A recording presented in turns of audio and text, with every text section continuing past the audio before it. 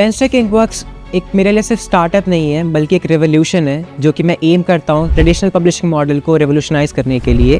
दिलकोटियाज university का जो environment है वो बहुत एनर्जेटिक है। सो पेंस्ट्रेक इंकवर्क्स का जो मॉडल है वो इसी चीज़ को फॉलो करता है कि हम ऑथर्स को और राइटर्स को क्रिएटिव फ्रीडम दे रहे हैं। Hi everyone, my name is Monisha Sharma, currently studying at Galgotias University, and welcome to another exciting podcast of Galgotias University. And let's welcome Mr. Aman Singh, who is the CEO and co-founder of Penstrikes Inkworks. आइए इनकी कहानी इन्हीं से सुनते हैं। नमस्ते everyone. पेंस्ट्रेक इंकवर्क्स एक मेरे लिए सिर्फ स्टार्टअप नहीं है बल्कि एक रेवोल्यूशन है जो कि मैं एम करता हूँ ट्रेडिशनल पब्लिशिंग मॉडल को रेवोल्यूशनाइज करने के लिए, क्योंकि ट्रेडिशनल पब्लिशिंग मॉडल जो है आज के टाइम पे बहुत आउटडेटेड हो चुका है। और पेंस्ट्रेक इंकवर्क्स का जो इग्निशन था वो मेरे हॉस्टल रूम से आया जब मेरे को-फाउंडर ने अपने स्टोरी बताई कि कैसे वो 13 साल में जब अपनी पहली बुक पब्लिश कर रहे थे उन्होंने चैलेंजेस फेस किए। तो हमने उस पर प्रॉपर डिस्कशन किया और उसको डिस्कशन को एक सिंगल पीस ऑफ पेपर पे नोट डाउन करके रख लिया। हमने इस चीज़ को मैंने इस चीज़ को एम करा कि क्यों ना इस चीज़ को एक स्टार्टअप के रूप में बनाया जाए, सो दैट जो ट्रेडिशनल पब्लिशिंग मॉडल है उसको हम लोग चेंज कर पाए, जो कि बहुत आउटडेटेड हो चुका है। जब आप दोनों ने पब्लिशिंग इंडस्ट्री के चैलेंजेस को डिस्कस किया तब आप लोगों ने ये रियलाइज़ किया कि आप इस चीज़ का सोल्यूशन एक इनोवेटिव तरीके से निकाल सकते हैं। बिल्कुल, जब मैंने अपने को-फाउंडर के साथ डिस्कशन किया, उन्होंने मुझे अपने चैलेंजेस बताए, तो एक चीज़ रियलाइज़ हुई मुझे कि आज के टाइम पे जो ट्रेडिशनल पब्लिशिंग मॉडल है वो बहुत आउटडेटेड हो चुका है। राइटर्स फास्ट हो चुके हैं और उन पब्लिशिंग मॉडल की मशीनरी की स्पीड अभी भी वही स्लो है। तो उनकी स्पीड में कोई सिंक नहीं है, जो कि जिसकी वजह से राइटर जो है या तो बहुत आगे निकल जाते हैं या बहुत पीछे ही रह गए हैं। तो इस रियलाइजेशन ने मुझे एक क्लैरिटी दी कि मुझे एक ऐसा मॉडल बनाना है जो कि राइटर्स की फास्ट स्पीड को और मेरी पब्लिशिंग मॉडल की स्पीड में एक सिंक बना कर रखे, सो दैट एक ऐसा मॉडल निकल कर आए जो कि बहुत स्केलेबल हो और ऑथर्स के लिए फ्रूटफुल है। गलगोटियाज यूनिवर्सिटी ने आपकी क्रिएटिव थिंकिंग और डिसीजन मेकिंग को कैसे इन्हांस किया? कुछ ऐसा एक्सपीरियंस जो आपको याद हो? गलगोटियाज यूनिवर्सिटी का जो एनवायरनमेंट है वो बहुत एनर्जेटिक है, वो एंटरप्रेन्योरशिप बस के साथ भरा हुआ है। और यहाँ पे हर एक इंडिविजुअल के माइंडसेट में इनोवेशन की मतलब एक बहुत ही एक्सटेंट में इनोवेशन है सबके माइंडसेट में। सो वही चीज़ से जिसने मेरे अंदर एक स्पार्क लाया, मेरे अंदर मोटिवेशन लाया कि मैं इस आइडिया को एक एग्जीक्यूशन स्टेज तक लाऊं, उससे आगे भी फर्दर प्रोसीड करूं। तो गलगोटियाज यूनिवर्सिटी के जो सिस्टम है, इकोसिस्टम है, जो एनवायरनमेंट है, वही उसने मुझे एक हेल्प की, मुझे मोटिवेशन दिया, मेरे अंदर एक स्पार्क इग्नाइट की कि मैं अपने आइडियाज़ जो मेरे पेज पर था उसको मैं एक एग्जीक्यूशन स्टेज तक लाऊं और पेंस्ट्रेक इंकवर्क्स नाम देकर उसको एक स्टार्टअप की तरह स्टार्टअप पे रजिस्टर कर। पब्लिशिंग इकोसिस्टम में छेड़खानी करने का जुनून आपके अंदर कहाँ से आया? लाइक पर्सनल एक्सपीरियंस से या फिर मार्केट गैप से? दोनों से। पर्सनल स्ट्रगल ये था कि जो मेरे को-फाउंडर है वो एक पब्लिश्ड ऑथर रह चुके हैं, उन्हें पता है कि ऑथर्स क्या चैलेंजेस फेस करते हैं, किस चीज़ में चेंज की ज़रूरत है। सेकंड, मार्केट गैप से हमें कन्विक्शन मिला, सो दैट हमें पता चला कि कहाँ पर क्या चीज़ की कमी है मार्केट में, जहाँ पर हम अपना स्टेप फॉरवर्ड रख के उस चीज़ को गैप को फिलफिल कर सकते हैं। सो ये इनिशियल स्पार्क इन दोनों के कॉम्बिनेशन से ही आया था। गलगोटियाज इंक्यूबेशन सेंटर में आपको ऐसी कौन सी गाइडेंस मिली जिसने आपको बहुत स्ट्रॉन्ग विजन प्रोवाइड किया? जब मैं अपने पेपर पे लिखे हुए आइडिया को जब इंक्यूबेशन सेंटर में लेकर गया तो वहाँ पर आइडियाज़ को क्यूट नहीं ट्रीट किया जाता है। वहाँ पे मुझसे सर कमल किशोर मल्होत्रा सर ने मुझसे बहुत स्ट्रॉन्ग क्वेश्चंस पूछे कि हम क्या सॉल्व कर रहे हैं, प्रॉब्लम क्या सॉल्व कर रहे हैं, क्या हमारा सोल्यूशन है, क्या हमारी टारगेट ऑडियंस है, क्या मार्केट गैप है, क्या अपॉर्चुनिटीज़ हैं। सो ये क्वेश्चंस बहुत स्ट्रॉन्ग थे जिसने मुझे शुक किया, बट उसको मैंने एज अ सेटबैक नहीं लिया बल्कि एज ए लर्निंग आउटकम लिया। मैं वापस गया, मैंने प्रेजेंटेशन बनाई प्रॉपर, उसमें मैंने रिसर्च करा, उसमें मार्केट गैप लिखा, मार्केट अपॉर्चुनिटीज़ पे डिस्कशन किया और क्या हमारी टारगेट ऑडियंस है उस पर प्रॉपर क्लैरिटी लाई अपने अंदर, क्या मेरे रेवेन्यू मॉडल होगा, क्या मेरा बिजनेस मॉडल होगा। इन सब पर जब मैंने रिसर्च करा, उनके बारे में लिखा, तब मेरे अंदर क्लैरिटी आई, तब मेरे अंदर कॉन्फिडेंस आया अपने स्टार्टअप को लेकर। और पेंस्ट्राइक को एक डिसिप्लिन मॉडल की तरह बनाने का एक मोटिवेशन आया मेरे अंदर और एक ऑब्जर्वेशनल कंसिस्टेंसी लाई मैंने अपने अंदर, सो दैट कि कोई भी चीज़ फॉर्मेलिटी ना लगे कि मैं कोई फॉर्मेलिटी के लिए इस चीज़ को कर रहा हूँ। एक प्रॉपर रिसर्च के साथ करी मैंने उस चीज़ को। सो वही स्ट्रॉन्ग क्वेश्चन जो वहाँ से मुझसे पूछे गए थे वही मेरे अंदर एक स्पार्क लाया जिसने मुझे पेंस्ट्राइक को एक बहुत स्ट्रॉन्ग मॉडल की तरह मॉडल बनाने में मदद की। Pen strikes in works authors को एक क्रिएटिव फ्रीडम देने को प्रॉमिस करता है, आप उस चीज़ को कैसे इंश्योर कर सकते हो?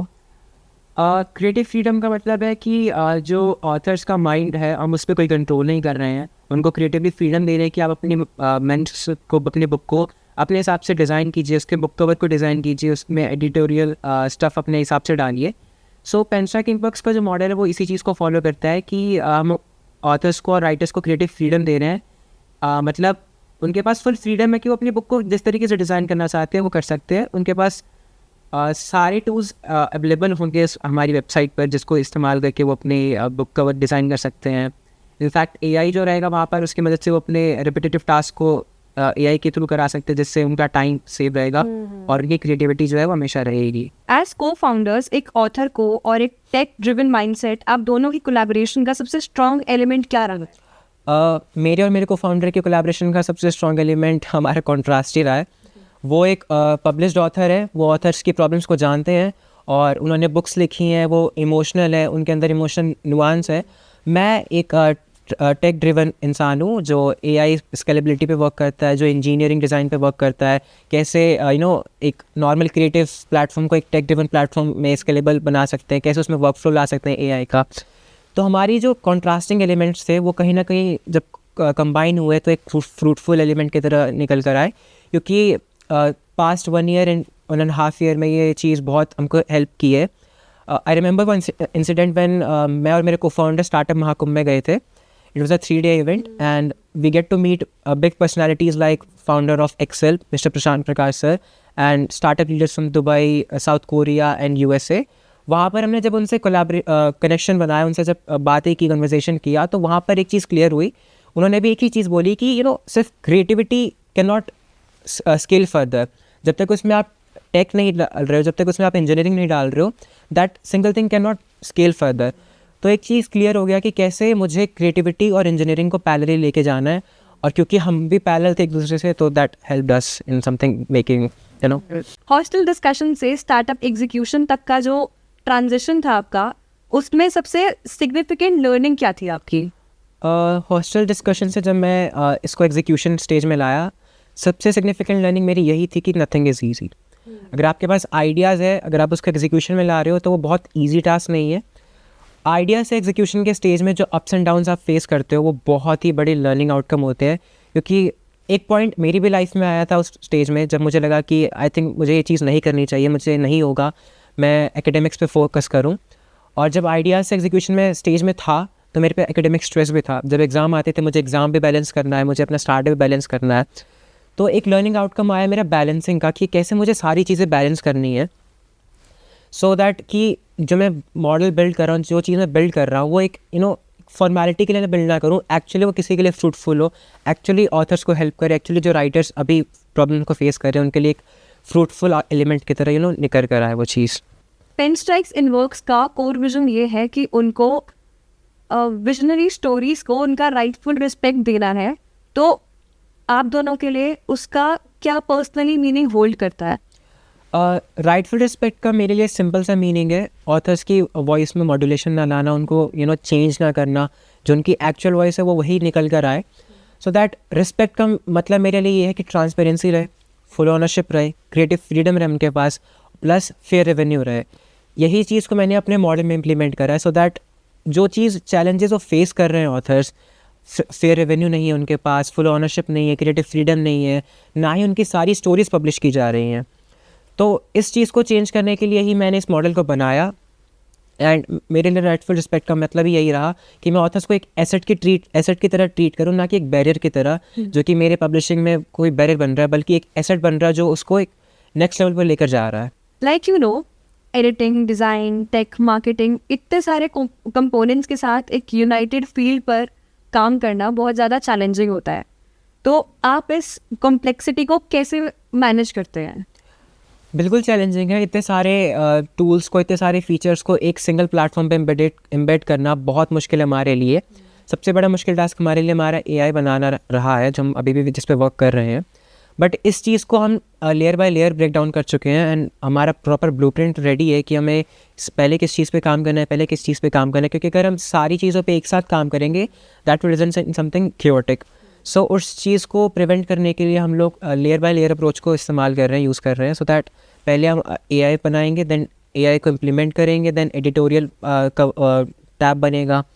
एक लेयर बाय लेयर अप्रोच बना रहे हैं सो दैट एक जो फ्लो है हमारे डिसिप्लिन फ्लो जो मैंने कहा था पेन स्ट्राइक इnkworks का, वो मेंटेन रहे, कोई क्योस ना क्रिएट हो जाए, कोई बैलेंस आउट ना हो जाए चीज़ें। फ्यूचर विजन के पर्सपेक्टिव से आप पेन स्ट्राइक्स इनवर्क्स को अगले फ्यू ईयर्स में आप कहाँ देखते हैं? अगर मैं लॉन्ग टर्म मूनशॉट की बात करूँ तो मैं पेन स्ट्राइक को एक बहुत ही स्केलेबल प्लेटफॉर्म की तरह देखता हूँ, क्योंकि हमारा जो एक मॉडल है इको फ्रेंडली पेपर मैन्युफैक्चरिंग का, आज के टाइम पे अगर मैं बात करूँ तो जो पब्लिशिंग इंडस्ट्री है वो इंडिविजुअली 4% ऑफ डिफोरेस्टेशन को लीड करती है, that is around 15 billion trees being cut every year. इस चीज़ को हमने जब रिसर्च करा, इस चीज़ को नोटिस करा, तो हमें लगा कि अगर हम कुछ बना रहे हैं तो उसका कुछ नेगेटिव इम्पैक्ट जितना कम हो वो हमारे लिए ज़्यादा बेटर होगा। इस चीज़ को प्रिवेंट करने के लिए, डिफोरेस्टेशन को बहुत हद तक कम करने के लिए हमने जो अपना मॉडल लॉन्च किया, that is eco friendly paper, which is not made out of recycled paper, which is made out of cotton and textile waste। हम अपने जो पेपर होगा, हमारा जो बुक जिस पे पब्लिश होगी, वो पेपर जो होगा वो कॉटन एंड टेक्सटाइल वेस्ट से बना होगा, सो दैट हम टू अ ग्रेट एक्सटेंट जो है डिफोरेस्टेशन को कम करें, एंड हमारे सोल्यूशन का जो नेगेटिव इम्पैक्ट है वो कम से कम पड़े इन्वायरमेंट पे या फिर लोगों पर भी। तो अगर मैं बात करूँ लॉन्ग टर्म की, तो पेन स्ट्राइक इnkworks को मैं एक ऐसा प्लेटफॉर्म देखता हूँ जहाँ पर इंडी ऑथर्स और यंग ऑथर्स अपने आप को फुली फ्रीडम के साथ एक्सप्रेस कर पाएँ, अपनी स्टोरीज़ को दिल्ली में रहते हुए बेंगलोर तक पहुँचा पाए, एंड हर आँख उनकी स्टोरीज़ को पढ़ पाए। तो एक बहुत स्केलेबल प्लेटफॉर्म की तरह देख पा रहा हूँ जहाँ पर इंडियन ऑथर्स जो है ग्लोबल ऑथर्स को जाके कम्पीट कर पाएंगे। Thank you so much for your time, and thank you so much, Mr. Aman Singh, for your inspiring words, and wish you all the best for the upcoming milestones. Thank you for listening, and thank you for having me here today. I hope Pen Strike inkworks becomes a scalable platform and gives you, the writers, the creative freedom that you really demand. If you have something to share, if you have your own story to share, feel free to reach out Pen Strike inkworks. And yeah, thank you. Thank you.